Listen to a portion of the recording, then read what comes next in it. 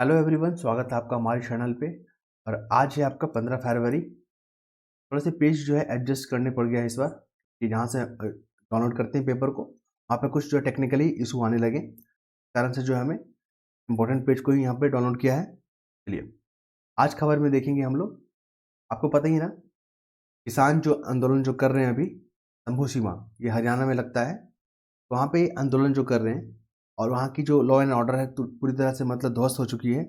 लोगों को काफ़ी, जो आम जन लोग हैं उनको काफ़ी परेशानियां झेलनी पड़ रही है। किसानों का भी मांग वाजिब है। उन्होंने मांग किया है कि हमें जो है एमएसपी का जो है गारंटी देना चाहिए। देखिए एमएसपी को कल भी मैंने जिक्र किया था, आज भी सुन लीजिए। एमएसपी क्या होता है? मिनिमम सपोर्ट प्राइस होता है। एग्जाम में जो है इसका फुल फॉर्म भी पूछे जा सकते हैं, मिनिमम सपोर्ट प्राइस। और एमएसपी क्या होता है? एमएसपी में 23 फसल को इंक्लूड किया गया है, 23 फसल को, ठीक है, जिसमें गन्ना भी शामिल है। ठीक है, गन्ना भी शामिल है, इसमें तिल भी शामिल है, इसमें मसूर, मूंग, अरहर जिसको तूर दाल बोलते हैं वो भी शामिल है, गेहूं, धान, जो फसल जो है तमाम फसल इसमें शामिल है। अब फसल को एक बार देख लीजिएगा, 22 फसल जो है उसको देख लीजिएगा। कौन कमेटी सिफारिश करती है कि एमएसपी इतना होना चाहिए? सिफारिश कौन करती है कमेटी? सीएससीपी करके एक संस्था है, सीएससीपी, ठीक है, cost on agriculture price, CACP करके, cost on agriculture price council करके जो है, कमीशन करके जो है यहाँ पे एक संस्था है जो सिफारिश करती है। और फाइनल मुहर कौन लगाती है कि हाँ ये फाइनल रेट हो गया एमएसपी के लिए? तो वो लगाती है आर्थिक मामलों का कैबिनेट जो कमेटी है, आर्थिक मामलों का। ये हो गया फैक्ट। दूसरा क्या है? पिछले बार क्वेश्चन आपको पता ही है, मैंने कल भी डिस्कस किया था कि इसमें तिल को लेकर पूछ दिया था। क्या तिल जो है आपका उसमें आता है एमएसपी में? खोपरा आता है। खोपरा जो होता है नारियल का, जो सूखा होता है ना, गोल आप लोग देखते हैं नारियल का सूखा वाला, ठीक है, तो वो भी होता है खोपरा, वो भी इंक्लूड है आपका एमएसपी में। तो आप देख लीजिएगा कौन कौन से फसल इंक्लूड है और आने की संभावना पूरी है इस पर। एमएसपी का जो कॉन्सेप्ट है ना, 1966-67 में शुरू किया गया था, 66-67 में शुरू किया गया था, ठीक है। इसी सिलसिले में एक हम लोग देख लेते हैं एम एस स्वामीनाथन रिपोर्ट। देखिए एम एस स्वामीनाथन रिपोर्ट जो है ना, ये आपका एमएसपी से जुड़ा हुआ है, किसानों के हित से जुड़ा हुआ है। एमएसपी में इन्होंने कहा था कि इनको जो है, जो लागत लगता है किसान को, मान लीजिए किसान को फसल उगाने में जो है 50 रुपये का खर्चा है, 50 रुपया प्लस 50%, 25 रुपया, तो इनको 75 रुपया कम से कम इनको मिलना चाहिए, ठीक है। तो ऐसा जो है इन्होंने रिपोर्ट को लागू करने की बात की गई थी एम एस स्वामीनाथन के द्वारा। और एम एस स्वामीनाथन रिपोर्ट जो है काफ़ी न्यूज़ में आ चुका है, तो आप लोग ध्यान में रखिएगा। ईडी की अगर हम लोग बात करें, देखिए ईडी जो है ना, बार बार न्यूज़ में आ रहा है, ईडी और सीबीआई। ईडी जो है ना, ये आपका वित्त मंत्रालय जो होता है, केंद्र का वित्त मंत्रालय, उसका जो राजस्व विभाग होता है, राजस्व विभाग, उसके अंतर्गत ये जो है कार्य करती है, उसके अधीन ये कार्य करती है। ईडी का काम होता है मुख्यतः जो है आपका, जो पैसे को लेन देन को ले, मनी लॉन्ड्रिंग को लेकर जो है ये जांच पड़ताल करती है, ठीक है। पैसे के लेन देन, वित्तीय जो है ना, वित्तीय इंक्लूजन, मतलब जितने भी फाइनेंशियल जो टर्म है, अब जो चीज़ों को खरीद रहे हैं, बेच रहे हैं, ठीक है, और विदेशियों से जो फंड आ रहा है, मनी लॉन्ड्रिंग को लेकर ये बेसिस जो जांच पड़ताल करती है। सीबीआई क्या करती है? भ्रष्टाचार को लेकर करती है, आपराधिक मामले को लेकर करती है। तो उसका जो एरिया है, उसका जो क्षेत्र है काफ़ी बड़ा है ईडी से, क्लियर है।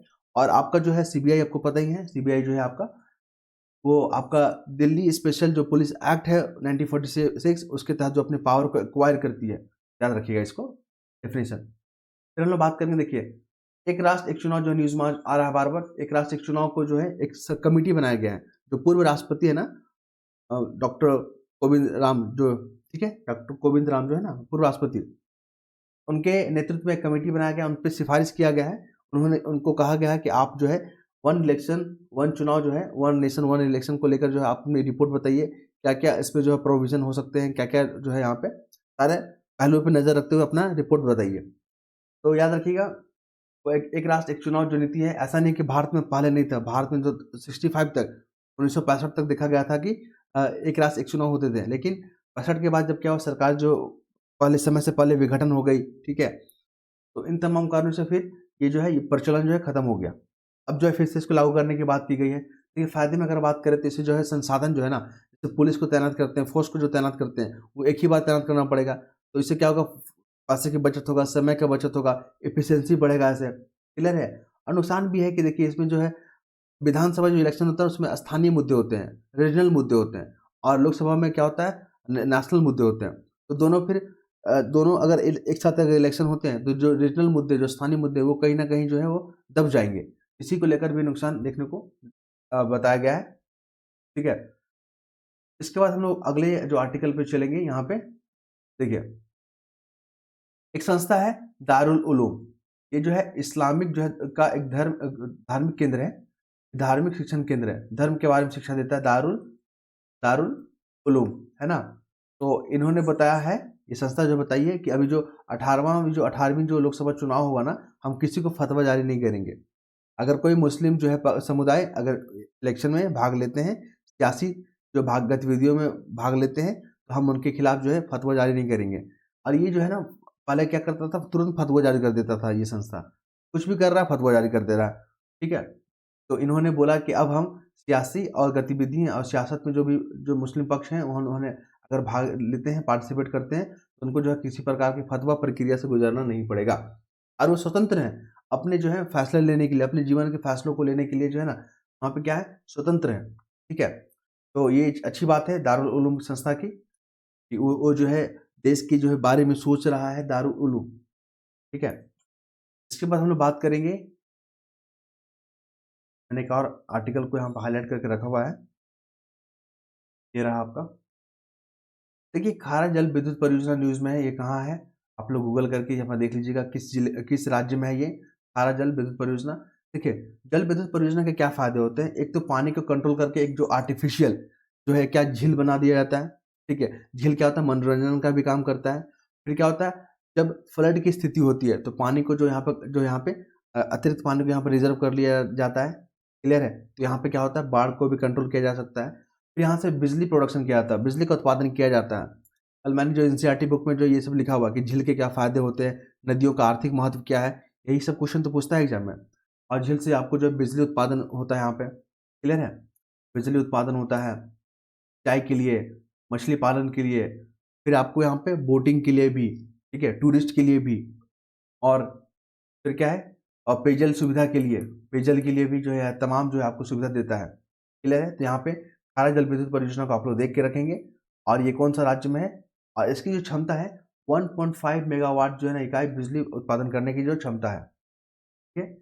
इसके बाद हम लोग बात करेंगे अगले मुद्दे पे, मैंने यहाँ पे हाईलाइट करके रखा हुआ है, ये देखिए। देखिए, पश्चिम बंगाल की जो जेल है ना, पश्चिम बंगाल की जेल है, वहाँ पे महिला कैदियों के बारे में गर्भवती होने का आरोप पर सुप्रीम कोर्ट ने रिपोर्ट दाखिल किया गया। उन्होंने कहा कि जो भी जेलों में जो महिलाएं हैं जो गर्भवती हैं, जिनको अभी तक 62 बच्चों को जन्म दिया है, तो उनकी जो दयनीय स्थिति है, उनका जो अमानवीय स्थिति में रखा जा रहा है, तो उस पर जो है सुप्रीम कोर्ट ने कहा कि इस तरह की रिपोर्ट हमें बताएं और क्या इस पर अभी जो है वर्तमान स्थितियाँ हैं। फिर यहाँ पे बताया गया है कि देखिए, जब इनको महिलाओं को कैदी को अरेस्ट किया जाता था तो उस समय गर्भवती थी, प्रेग्नेंट थी, लेकिन कुछ जो है थी पैरोल पे, जब वो बाहर जाते हैं तब वो प्रेग्नेंट हो जाते हैं, समझ रहे हैं ना। इस चीज़ को यहाँ पे बताया गया है इस आर्टिकल में, आप यहाँ पर देख सकते हैं। पैरोल क्या होता है, पैरोल में देखिए, पैरोल जो एक जो टर्म है, ये अपने अपने राज्य में डिफाइन होता है। पैरोल पैरोल जो है कैदियों का जो मानवाधिकार नहीं है, ये उसका अधिकार नहीं है। पैरोल जो है राज्य डिसाइड करती है।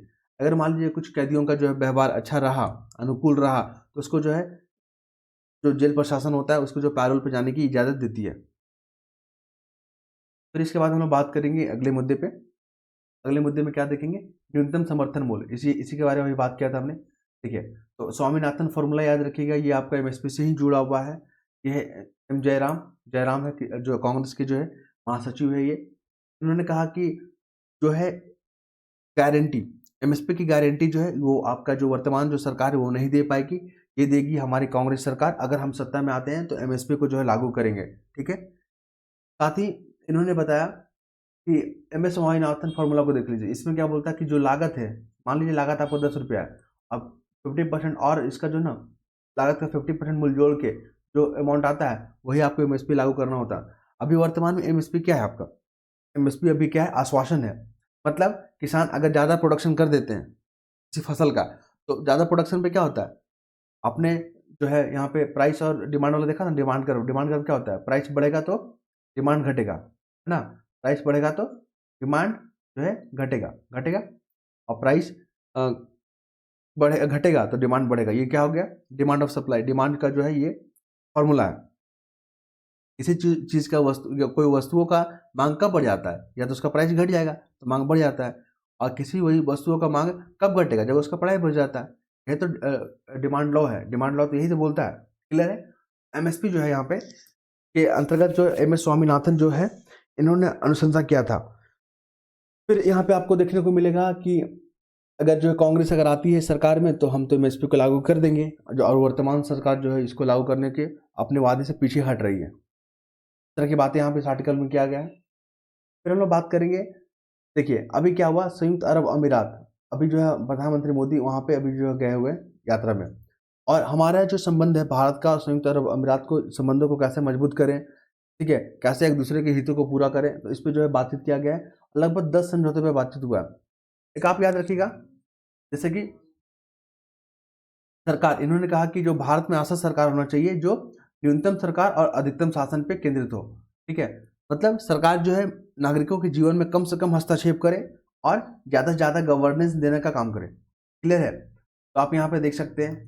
साथ ही एक और आर्टिकल मैंने यहाँ पे नोट किया हुआ है, देखिए भारतीय किसान संघ, ये भी संघ है, भारतीय किसान संघ जो है ना, इन्होंने कहा कि जो दिल्ली चलो जो अभियान चल रहा है, जो किसान इसको लीड कर रहे हैं, हम उनका समर्थन नहीं करते। ये भी किसान संघ है और वो भी किसान संघ है, ठीक है। इनका कहना है कि वो जो है ना राजनीतिक से प्रेरित है, जो अभी जो वर्तमान जो आप देख रहे हैं ना 2000 अभी जो आप देख रहे हो दिल्ली चलो जो अभियान है यहाँ पे किसानों के द्वारा, वो जो है राजनीतिक से प्रेरित है, क्योंकि अभी इलेक्शन होने हैं तो वहाँ पे जो है किसानों के जो है आगे रख कर, किसानों के हितों को आगे रख कर जो यहाँ पे राजनीति किया जा रहा है, इस तरह की बातें की जा रही है। इनका कहना है कि देखिए किसान को वाजिब मिलना चाहिए, इनका मांग है किसानों को जो है वाजिब जो है मूल्य मिलना चाहिए, ठीक है।